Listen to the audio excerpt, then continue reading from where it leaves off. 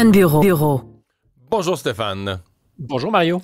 Alors, la fin du shutdown, donc on va pouvoir recommencer aux États-Unis à payer les employés.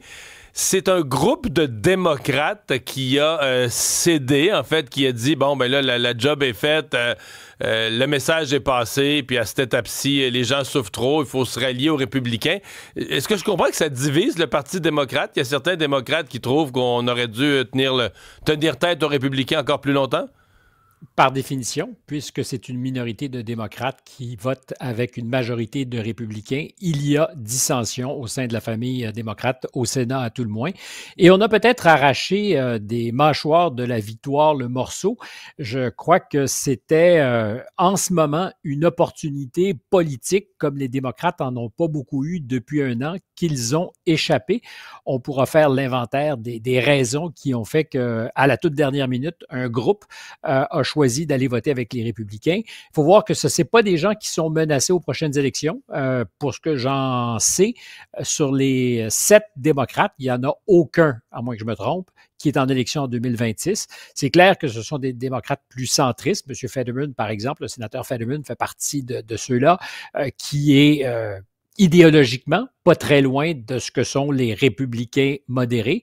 Il y a un indépendant, M. King du Maine, qui a voté avec ces 7 démocrates, puis il y a un républicain, Ron Paul, qui lui a voté contre la majorité ou pas avec la majorité républicaine.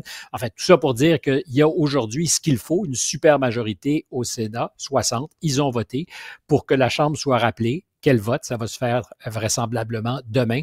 Le gouvernement devrait rouvrir et on va évidemment payer les employés, les ramener.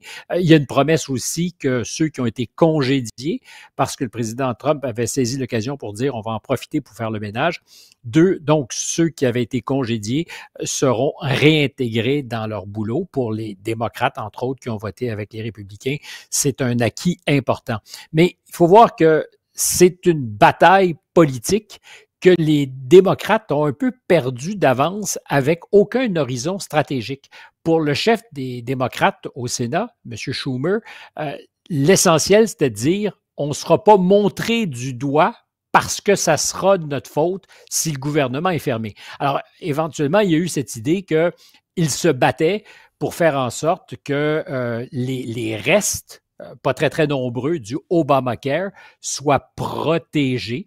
Il disait, nous, on va négocier fort avec la majorité républicaine pour faire en sorte que Obamacare, l'assurance santé, soit protégée parce qu'il y a des coupes franches qui se dessinent à l'horizon.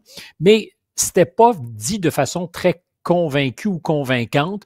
Tous les démocrates ne portaient pas le même message. En fait, il n'y avait aucun horizon stratégique au bout de ça. Sinon qu'on savait qu'au printemps dernier, quand Chuck Schumer, à la dernière minute, avait refusé d'aller jusqu'au bout de la logique contre les républicains et de forcer la fermeture, il s'en était mordu les doigts. Donc, cette fois-ci, il s'est dit, si encore une fois on nous teste, on sera présent au rendez-vous. Puis s'il le faut, il y aura une fermeture du gouvernement et on l'assumera. Or, on se rend compte qu'il ne l'a pas assumé. Mais le raisonnement, là, tu peux me corriger, le raisonnement de ces démocrates-là, j'essaie de le résumer simplement. C'est comme la job est faite. Là. On a tenu tête à Trump, ça a duré 30 quelques jours, le message est passé, les gens ont retenu que c'était de la faute de Trump, c'est lui qui a mis le bordel. Puis là, nous, les démocrates, on a l'air des gens raisonnables. Qu'à un certain point, il faut faire marcher le pays, il faut que les employés recommencent à être payés, bordel dans les aéroports, on met fin à ça, etc. Est-ce qu'il y a une logique politique à... Est-ce que l'opinion publique pourrait marcher là-dedans? Je pense que la logique politique, en fait, elle favorisait les démocrates parce qu'il y a 2 facteurs. On en a parlé la semaine dernière. Il s'est mis à avoir des problèmes dans les aéroports. Le transport, donc, a été bousculé. C'est très concret. Puis, il y a à peu près 2 semaines, c'était la fin de mois et les food stamps, le programme SNAP, qui permet à 43 millions d'Américains de faire leur fin de mois. C'est une manière d'aller à l'épicerie et d'échanger contre ces bons des produits alimentaires. Et on a découvert que ça prenait un gouvernement ouvert pour que ça puisse fonctionner. Et quand tu mets côte à côte l'espèce de repas décadent à Mar-a-Lago sous le thème de Gatsby pour le 31 octobre, pour l'Halloween, et à côté de ça, 42 millions d'Américains qui ont de la misère à manger correctement. Soudainement, il y a beaucoup de gens qui ont fait il y a quelque chose de fucké au royaume des États-Unis. Ça se peut pas. Et ça a fait pression comme jamais on l'a senti sur la base de M. Trump. On sait, Trump, son plafond n'est pas très élevé, mais son plancher, il est béton dur. Et il est passé sous la barre des 40 %, il est allé jusqu'à 37 %. Et ça, pour lui, c'est pas une très bonne nouvelle. Puis ça a bougé radicalement en quelques jours. Les 25 premiers jours de la fermeture du gouvernement, c'est comme si rien ne se passait. Et en quelques jours, tu combines l'affaire des food stamps et les aéroports la semaine dernière, et soudainement, Trump était dans une position extrêmement fâcheuse. Les démocrates qui n'avaient pas défini d'horizon stratégique pour eux, on ne savait pas ce qu'ils allaient pouvoir dire, c'est une victoire. Parce qu'en politique, il faut toujours, tu le sais, il faut que tu puisses dire, j'ai gagné. On a obtenu, on a arraché. Là, ils ont arraché qu'on retourne pour quelques mois à la table de négociation, parce que c'est à peu près ça. Le gouvernement va fonctionner jusqu'à la fin janvier, mais il n'y a pas grand-chose finalement. Ils n'ont pas, un trophée de chasse à accrocher en haut du foyer pour ils avaient les épaules de Trump presque collées les deux sur le tapis, et ils ont retiré la pression. Avec pour résultat qu'il y a de la chicane.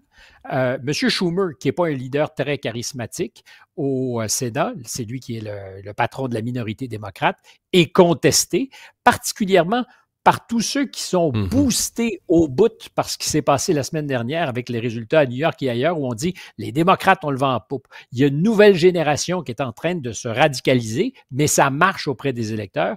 Et là, tu as ce leader, plus vieux, effectivement, qui lâcherait le morceau.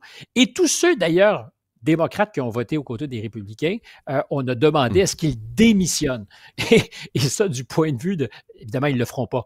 Mais du point de vue des républicains et de Donald Trump en face, l'idée que les démocrates se chicanent entre eux, c'est une très bonne nouvelle.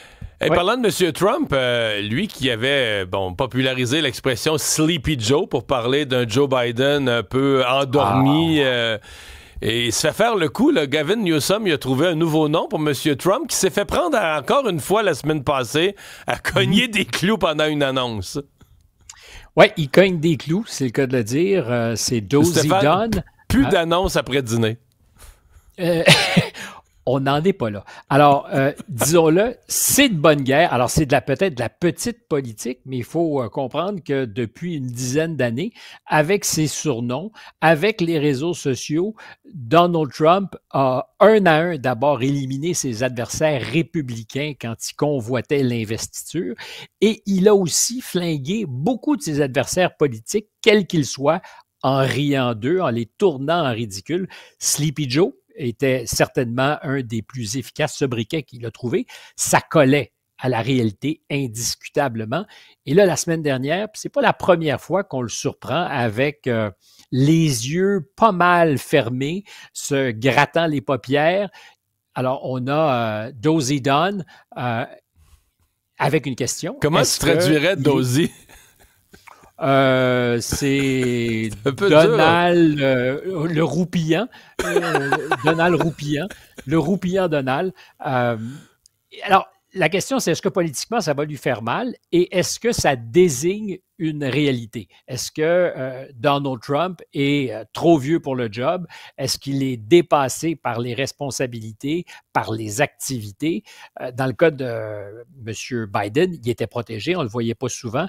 Et les quelques fois où on le sortait, entre 12h15 et 1h20, il était souvent titubant, pas tout à fait dans son assiette. La différence, évidemment, alors moi, je pense que c'est de bonne guerre politiquement que Gavin Newsom se régale et trouve un surnom, essaie d'appliquer la méthode Trump à Trump, tout ça, fair game. Est-ce que, pour autant, on est en face d'un président diminué? Parce que c'est la seule vraie question. Est-ce que la réalité... il a voyagé au Moyen-Orient, en Asie, des décalages horaires. Il travaille 6 jours sur 7. On le voit tout le temps, pour vrai. À 80 ans, c'est pas si pire. C'est non seulement pas si pire, il fait la démonstration. Alors, on peut trouver qu'il en fait trop, qui est fatigant, qui est énervant, qui occupe beaucoup d'espace, trop d'espace. C'est d'ailleurs la stratégie, c'est la saturation de l'espace médiatique. Mais une fois que tu as dit ça, tu peux difficilement imaginer que ça soit quelqu'un. À 79 ans, comme j'ai 61 ans, il y a des fois où je te fais ma chronique ayant passé une trop courte nuit, puis je me dis, j'aurais donc dû vouloir, ou plus, j'aurais donc dû, tu vois, bel exemple, j'aurais donc dû dormir davantage pour être capable d'être plus tête. Tu es en face d'un gars qui a toute la pression du monde, ou en a beaucoup, occupe tout l'espace, et pour l'essentiel, encore une fois, ce n'est pas un jugement de valeur sur ce qu'il fait, mais assure. Alors, est-ce que Dozy Dunn va coller? J'en suis pas certain. Non, mais je suis comme toi, mais je pense pas que ça colle. Mais je suis sûr que lui, Trump, ça l'énerve, ça y joue en dessous terriblement. Je suis sûr il est vaniteux. Voilà. Il a la peau courte, sinon mince. Et c'est là peut-être que Gavin Newsom et quelques autres vont être capables de marquer quelques points tactiques. Dans tous les cas de figure, c'est amusant. Et de voir les photos, c'est de se régaler de ce qu'on lui sert la monnaie de sa pièce. Quelqu'un qui cogne des clous, de toute façon, n'importe qui, c'est toujours très drôle. Merci Stéphane.